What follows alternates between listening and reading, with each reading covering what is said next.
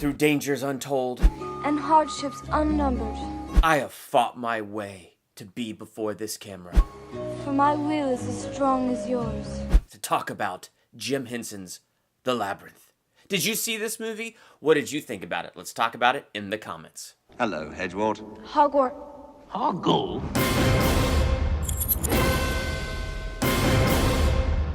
Welcome to Durbania. I'm Durbin, and this is my theological analysis for Jim Henson's The Labyrinth. Jim Henson directed this movie, and this is one of those movies that if you grew up watching it, it has a very special place in your heart. And if you didn't grow up watching it and you watch it, well, then there's a 50-50 shot. You're going to be like, wow, that's really great and creative, or We're helping hands. what?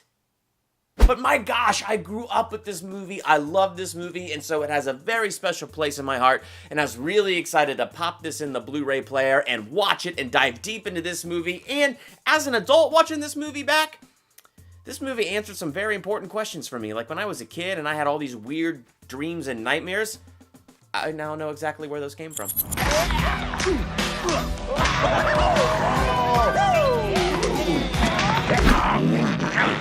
The bog of eternal stench! When you dive into The Labyrinth is a strong picture of the power of our words. Because you have Sarah who, by the power of her words, gives David Bowie, or Jareth, the Goblin King, power over her. She called on the goblins for help. Listen. Say your right words, the goblin said. And to take her little brother Toby and take him back to the Goblin Kingdom. I wish the goblins would come and take you away. Right now. So that's how this whole thing starts. And then the whole thing ends not with an epic boss fight or a final showdown. It ends with her saying to Jareth, You have no power over me.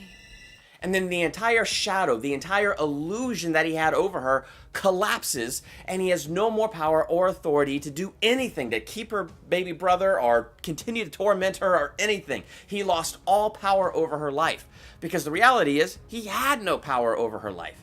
He only had the power she gave him. When you dive into what the Bible has to say about it, it says the power of life and death is in the tongue. Think about it. The things we could say to our friends and to those people in our lives have the power to tear them down completely or to build them up. The things we say to ourselves in the mirror have the power to tear us down or have the power to build us up. You're a neat guy.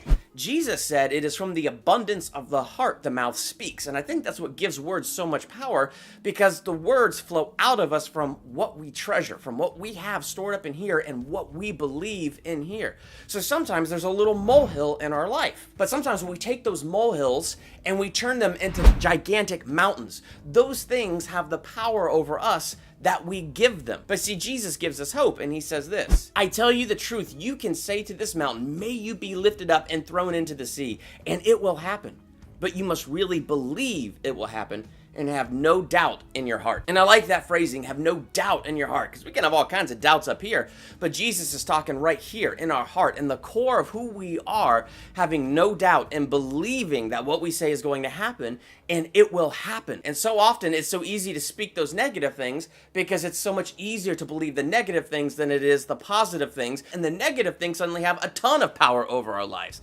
I mean, when you look at the very beginning of The Labyrinth, you have Sarah, who's memorized all these lines from this Labyrinth play that she has. These lines that say, through many dangers and hardships unnumbered. Like, she has all that memorized because it's so heroic. But she can never remember the easiest flippin' line. I can never remember that line. You have no power over me. How hard is it to remember that? You can say that back right now and remember that, but for whatever reason, she can never remember that line. You know what I think the reason is?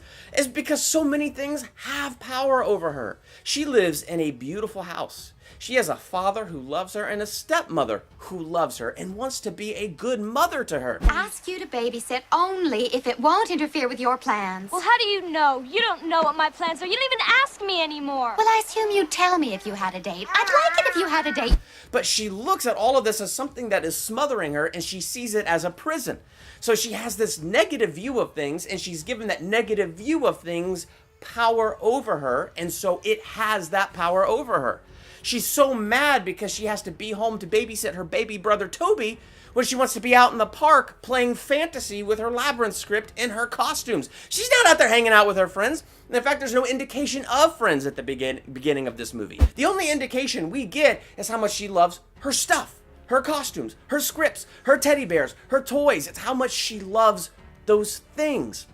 And even her stepmother is super nice at the opening of this movie. Assume you'd tell me if you had a date. I'd like it if you had a date. You should have dates at your age.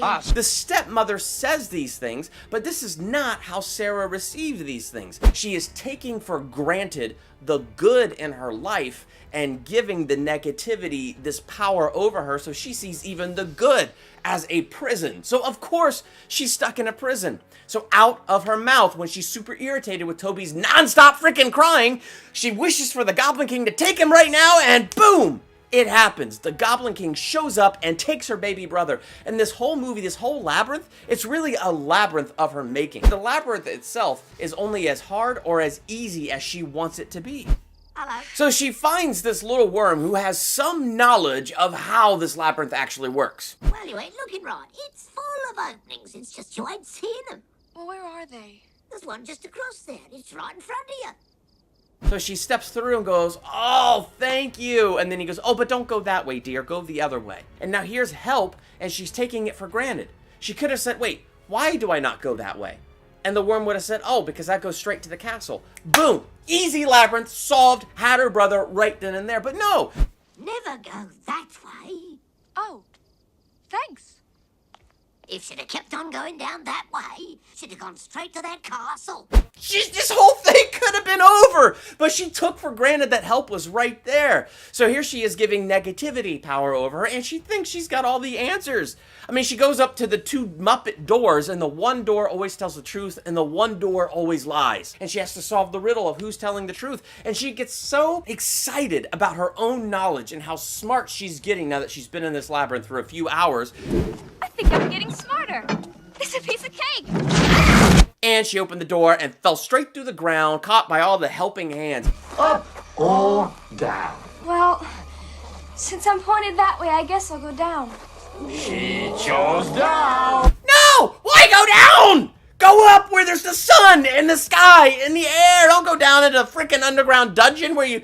Oh my gosh! So there she is, just constantly leaning on her own understanding and getting in all kinds of trouble.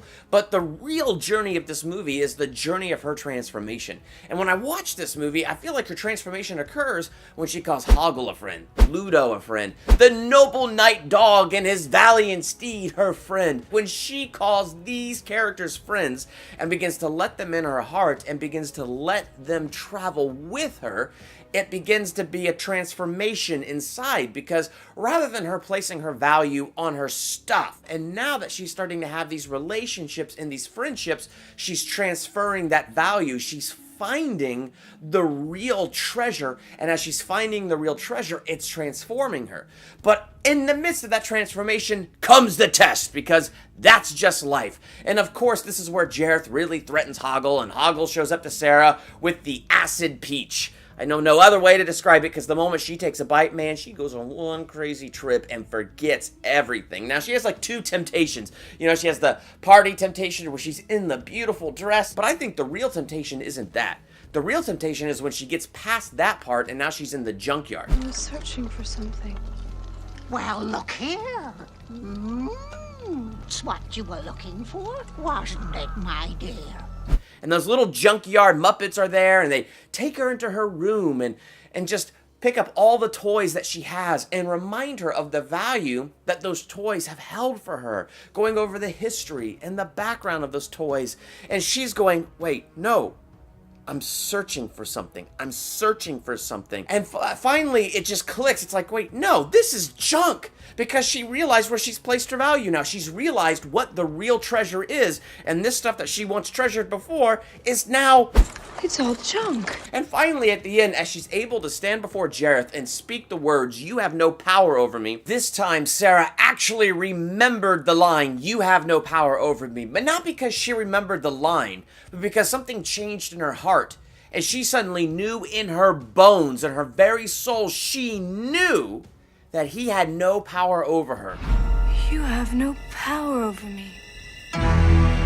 So she believed with her heart and then spoke with her mouth, and his kingdom fell down around her. She spoke and that mountain moved. Sometimes our voices get hoarse as we're yelling and screaming at our mountains, and we wonder why they're not moving.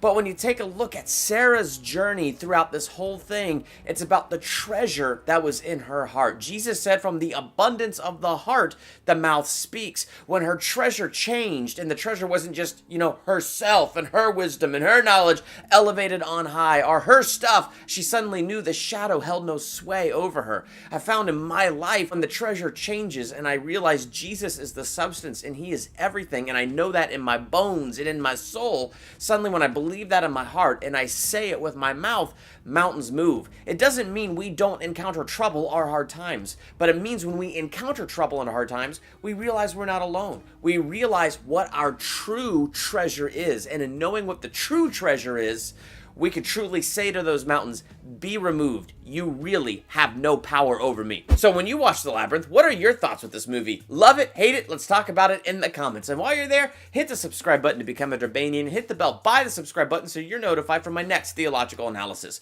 movie review, ranking video, or anything else I do here. I'm Durbin. Thanks for checking out Durbania.